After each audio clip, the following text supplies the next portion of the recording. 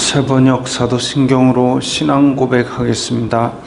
저는 전능하신 아버지 하나님 천지의 창조주를 믿습니다. 저는 그분의 유일하신 아들 우리 주 예수 그리스도를 믿습니다. 그분은 성령으로 잉태되어 동정녀 마리아에게서 나시고 본디오 빌라도에게 고난을 받아 십자가에 못 박혀 죽으시고 장사된 지 사흘 만에 죽은 자 가운데서 다시 살아나셨으며 하늘에 오르시어 전능하신 아버지 하나님 우편에 앉아 계시다가 거기로부터 살아있는 자와 죽은 자를 심판하러 오십니다. 저는 성령을 믿으며 거룩한 공교회와 성도의 교제와 죄를 용서받는 것과 몸의 부활과 영생을 믿습니다. 아멘. 거룩하신 하나님 아버지 감사합니다. 간밤에도 편히 쉬게 해주시고 새벽에 기도하는 자리에 불러주시니 감사합니다. 이 시간 저희들 마음 중심으로 주님을 경외하게 하여 주시옵소서. 예수님 이름으로 기도드리옵나이다. 아멘. 찬송가 460장입니다.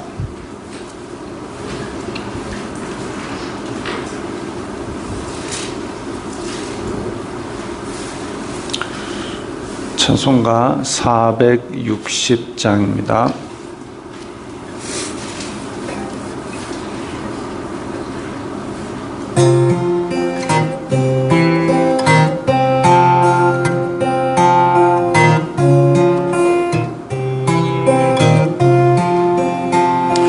뜻없이 무릎 꿇는 그 복종아니요 운명에 맡겨 사는 그 생활 아니라 우리의 믿음 치솟아 독수리 날듯이 주 뜻이 이루어지다 외치며 사나니 약한 자 힘주시고 강한 자 바르게 주 한 자 정케함이 주님의 뜻이라 해 아래 압박 있는 곳 주 거기 계셔서 그 팔로 막아주시어 정의가 사나니 아멘.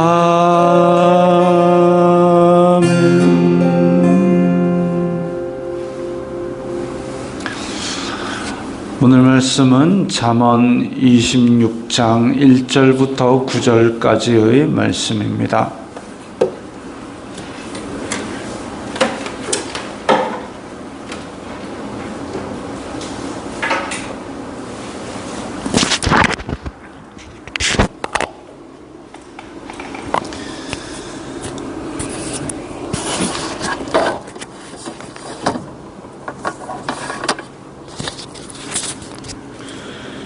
잠언 26장 1절부터 9절까지의 말씀 함께 읽겠습니다.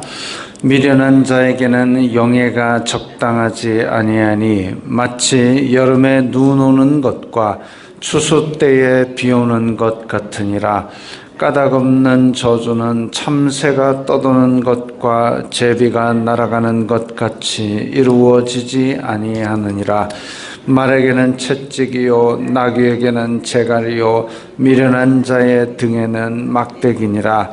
미련한 자의 어리석은 것을 따라 대답하지 말라. 두렵건대 너도 그와 같을까 하노라. 미련한 자에게는 그의 어리석음을 따라 대답하라. 두렵건대 그가 스스로 지혜롭게 여길까 하노라. 미련한 자 편에 기별하는 것은 자기의 발을 베어버림과 해를 받음과 같으니라. 저는 자의 다리는 힘없이 달렸나니 미련한 자의 입의 잠언도 그러하니라. 미련한 자에게 영예를 주는 것은 돌을 물매에 매는 것과 같으니라. 미련한 자의 입의 잠언은 술 취한 자가 손에 든 가시나무 같으니라. 아멘. 미련한 자라는 단어가 많이 사용되었습니다. 미련한 자. 미련한 자는 곧 지혜가 없는 자입니다. 지금 여기서 미련한 자는 다 이렇다라고 얘기를 했을 때에 약간 지능이 모자란 사람을 이렇게 대하라는 얘기가 아니라 하나님을 경외하지 않고 오히려 하나님을 거역하면서 자기가 오만한 자, 이런 자가 미련한 자입니다. 근데 미련한 자에게는 영예가 적당하지 아니하니 하나님을 경외하지 아니하고 오히려 하나님을 대적하는 오만한 자, 이런 사람에게 영예를 준다는 것은 마치 여름에 눈 오는 것과 추수 때에 비 오는 것 같다. 여름에 눈이 올 수도 있지만 여름에 눈이 온다라고 하면은 자라나는 작물들에게 굉장한 이 재난입니다. 추수 때에 비가 온다. 그러면 이 다 익은 곡식들이 이제 썩기도 하고, 그래서 피해를 크게 유발하는 재난입니다. 마치 미련한 자가, 하나님을 대적하는 자가 아주 빛나는 이름을 가지는 것은 그런 재해와 재난과 같은 그런 일입니다. 까닭없는 저주는 참새가 떠도는 것과 제비가 날아가는 것 같이 이루어지지 아니하느니라. 저주를 아무 생각 없이, 그야말로 이유도 없이 이웃이 꼴보기 싫다고 그냥 저주하는 것, 이런 것들은 별 의미도 없을 뿐더러 이루어지지 않는 정도가 아니라 오히려 자기에게로 돌아오기도 합니다. 말에게는 채찍이요 나귀에게는 재갈이요. 자, 이게 짐승을 학대하라는 얘기가 아니라 말이나 나귀 같은 짐승은 날뛰고 뒷발로 걷어차고 이렇게 할 수 있는 짐승입니다. 그래서 이런 말을 길들이는 데는 채찍이나 재갈을 통해서 길들였다는 것이죠. 그것처럼 미련한 자, 이 오만하고 하나님을 대적하는 자 또한 날뛰고 또 걷어차려고 하는 그런 속성들이 있기 때문에 그런 자들의 등에는 막대기니라 그랬습니다. 이 말이나 나귀처럼 짐승과 비슷한 그런 일들을 하고 있는 거죠. 말이 안 통합니다. 말이 안 통하고 날뛰기 쉽고 다른 사람 걷어차려고 그러고, 그러면은 결국은 등에 막대기 말고는 어울리는 게 없다는 얘기죠. 가까이 함이 복이 아닙니다. 말이나 나귀 같은 것은 힘이 좋아서 등에 짐이라도 싣고 일이라도 하지, 미련한 자는 그런 것도 없습니다. 미련한 자의 4절과 5절은 똑같은데 대조하고 있습니다. 미련한 자의 어리석은 것을 따라 대답하지 말라, 말하지 말라 그래 놓고 또 5절에서는 그의 어리석음을 따라 대답하라 라고 했습니다. 자, 미련한 자의 어리석은 것을 따라 대답하지 말라라는 것은 미련한 자와 동조하고 미련한 자가 너도 그와 같을까 하노라, 미련한 자와 동조되어서 그래서 미련한 자가 야 저것도 우리 편이구나 그렇게 하도록 만들지 말라는 겁니다. 앞에서도 악한 자와 같이 하지 말라. 악한 자와 가까이 하지 말라. 너는 오직 여호와를 경외하라. 이렇게 얘기를 했습니다. 그때 무슨 말이 설명이 덧붙였냐면은 악은 더 심해지고 그 다음에 자꾸 퍼뜨리려고 그러고, 그러니까 거기에서 같이 주변에 있다가는 그와 동조해서 악에 물들기 쉽고 혹은 악인한테 당하기 쉽다 이랬습니다. 행악자의 악한 자들의 형통을 부러워하지 말며 그들을 멀리하고 오직 여호와를 경외하라라는 것이 잠언에서의 교훈인데, 지금 미련한 자도 똑같습니다. 그래서 그 어리석은 쪽으로 같이 대답하고 동조하게 되면 미련한 자가 야 너도 나랑 똑같구나 라고 그렇게 동률이 될까 해서 그 어리석은 것을 따라 대답하지는 말아야 될 것이고, 5절에 나온 대로 미련한 자에게는 그의 어리석음을 따라 대답하라 라는 얘기는 그의 어리석은 것을 드러내라는 얘기죠. 어리석은 것을 따라 대답하지 말라라는, 따라 대답한다는 것은 어리석은 자의 야 그 말이 맞네 이렇게 하지 말라는 거고, 어리석음을 따라 대답하라 똑같은 말이기는 한데 이제 대답하라는 이유는 뭐냐 하면 그가 스스로 지혜롭게 여길까 하노라.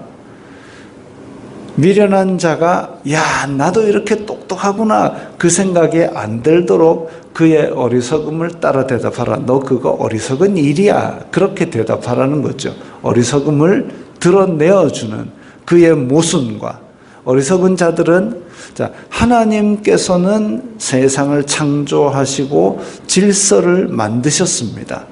그 순리가 있고 질서가 있는데 어리석은 자는 그 질서를 거부하고 순리를 거부합니다. 그렇다 보니까 자기의 말에는 화려는 한데 논리적으로 분명히 모순이 생깁니다. 모순이 생기거나 스스로 옳다고 믿고 교만하거나 그런 경우에 그 어리석음을 드러내는 대답을 해주면 야, 그 앞뒤가 안 맞잖아. 이런 식으로 그의 어리석음을 따라 대답을 해주면 그러면 스스로 지혜롭게 여기는 것에다가 브레이크를 밟아주는 것이죠.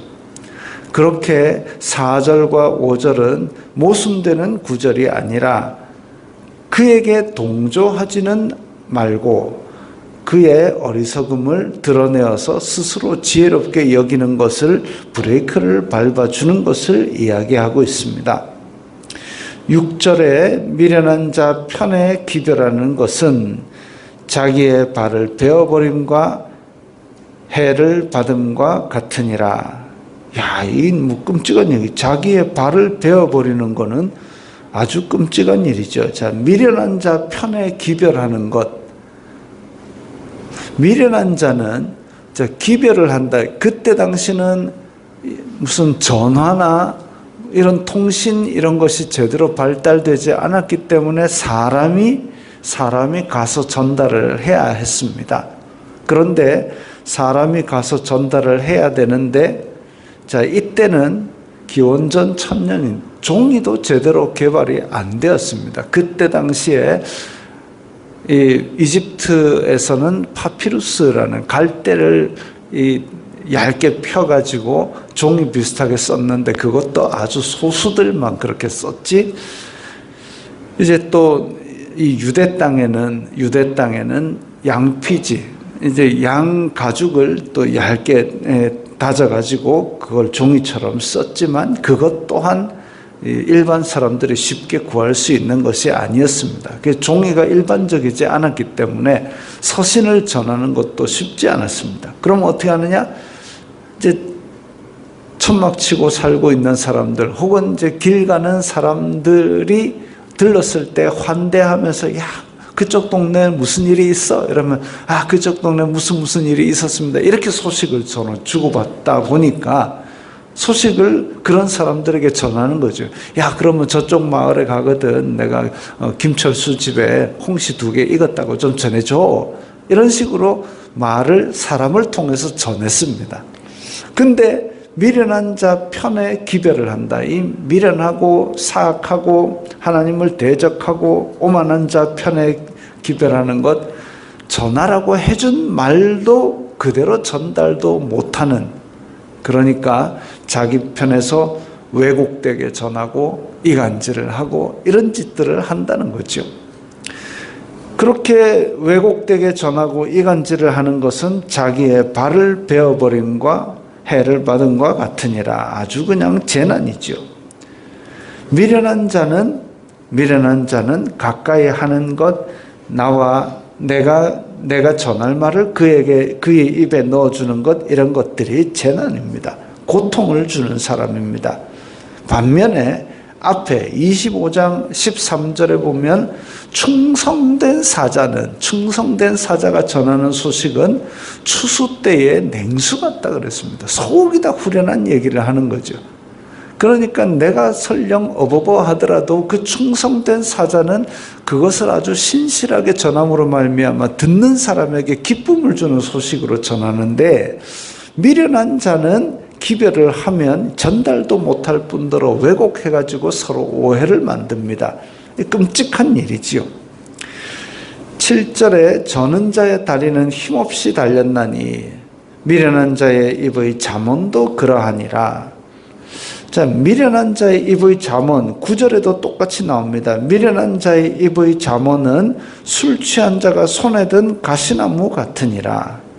자, 잠언이라 그러면은 이제 속담, 명언, 격언 이런 건데, 이 잠언은 우리가 모르는 이야기가 아닙니다. 모르는 이야기가 아닌데 다 옳은 말인데, 제가 누누이 그러지만 옳은 말은 누구라도 할 수 있습니다. 누구라도 할 수 있는데, 그래서 우리 교통신호등에 빨간불이면 건너가면 안 되는 거 누구라도 다 알고 있고 누구라도 다 할 수 있는 말입니다.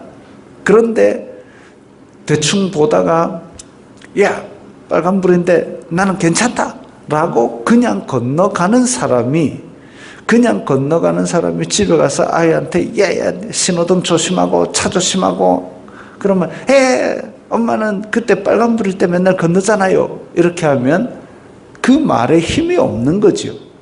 저는 자의 다리는 힘없이 달렸나니, 그런 식입니다. 오히려 또 술 취한 자가 손에 든 가시나무 같으니라. 술 취한 자가 가시나무를 얌전히 들고 가겠습니까? 그게 아니죠. 휘두르죠. 가시나무를 술 취한 자가 휘두르면은 자기 다리도 끓기고 남의 다리도 끓기고 온데 휘두르면은 그 휘두르는 곳마다 상처를 주게 될 겁니다. 미련한 자의 입의 잠언은 그와 같습니다. 설득력도 없고 자기도 그렇게 살지 않으면서 다른 사람의 마음에 상처를 주는 그런 역할을 하게 됩니다. 그러니까 그 입에 잠언, 아무리 좋은 말, 옳은 말이라 할지라도 아무런 설득력도 없는 거죠. 그러면 미련한 자가 되지 않으려면 내 입에서 잠언이 나올 때 내가 그렇게 살면서 내가 그 옳음을 그대로 따라 행하고 있는 걸 가지고 있을 때에 그 잠언이 힘이 있게 전달이 될 겁니다. 나 이렇게 살았더니 이렇게 그 진리를 따라 살고 있어. 그래서 이건 옳다는 것을 내 삶으로 증명했어. 그렇게 될 때에 우리는 그 잠언이 야, 진짜 그렇구나, 네가 사는 걸 보니까 그렇구나 라고 인정하게 될 겁니다. 전도를 할 때 하나님 믿으면 평화가 찾아와, 하나님께서 주시는 의와 평강과 기쁨이 있어 해놓고 교회 올 때 맨날 인상 푹 쓰면서 오늘도 가야 되나 이러고 있으면 누가 그 교회 가겠습니까? 아니면 막 아파트 같은 데서 여러 사람 있는 데서 막 맨날 찌그덕빠그덕 싸우는 소리가 나는데 주일 되면 정장 입고 다 교회를 간다. 그럴 때 전도가 되겠냐 이거죠. 정말 저 집에는 뭐가 있길래 맨날 하하하고 가족 간에 저렇게 사이좋게 지낼까? 그럴 때에 저 집은 일요일마다 아침에 교회를 가더라. 야, 그 교회 어디고? 그렇게 안 되겠습니까? 저는 이 미련한 자의 입의 잠언도 그러하니라. 그런 것이죠. 옳은 소리는 누구나 하지만 그 삶에서 증명이 되는 것, 그것은 여러 사람에게 유익을 끼칠 수 있는 잠언이 될 겁니다. 8절에 미련한 자에게 영예를 주는 것, 아까 1절에도 나왔던 것이죠. 미련한 자에게 영예를 주는 것은 돌을 물매에 매는 것과 같으니라. 자, 물매라는 것은 돌을 던지는 기구입니다. 다윗이 돌을 넣어서 던져가지고 골리앗을 쓰러뜨리는 아주 힘있는 도구죠. 근데 돌을 던져야 되는데 물매에 맸다. 물매에 돌을 메어버리면 아무리 세게 휘둘러도 돌이 날아가질 않습니다. 미련한 자에게 영예를 주는 것은 그런 것이죠. 쏘는 것을 묶으면 어쩝니까? 아무런 의미도 없고 오히려 헛수고를 하게 만드는 것. 아까 앞에서는 재해와 재난을 주는 것이라 그랬습니다. 지혜가 없고 하나님을 경외하지 않는 자, 그런 자에게 빛나는 이름을 주고 명예를 주는 것은 결국은 이런 재난, 그리고 전혀 쓸모가 없게 되는 것, 그런 것과 같습니다. 미련한 자, 또 그 뒤를 계속 읽어보면 미련한 자와 게으른 자, 이런 자들은 결국은 주변에 해를 끼치게 되고 또 우리가 가까이 할 때에 우리에게 오히려 해를 주는 사람입니다. 우리는 아까 얘기했던 충성된 사자같이 우리에게서 나오는 말들이 그들에게 추수 때의 냉수와 같은 그런 속 시원함을 주고 기쁨을 주고 좀 반가운 기별이 되고 이렇게 되는 한편, 또 우리의 입의 잠언이 정말 그들에게 설득력 있게 다가가도록 우리 가운데서 하나님의 나라, 성령 안에서의 의와 평강과 희락이 우리 가운데서 넘쳐나는 그런 삶을 삶으로써 이게 미련하지 않은 자, 지혜로운 자, 하나님을 경외하는 자가 되어야 되겠습니다. 기도하겠습니다. 거룩하신 아버지 하나님, 감사합니다. 저희들에게 하나님 경외함을 가르쳐 주시고 말씀으로 지혜롭게 인도하여 주시니 감사합니다.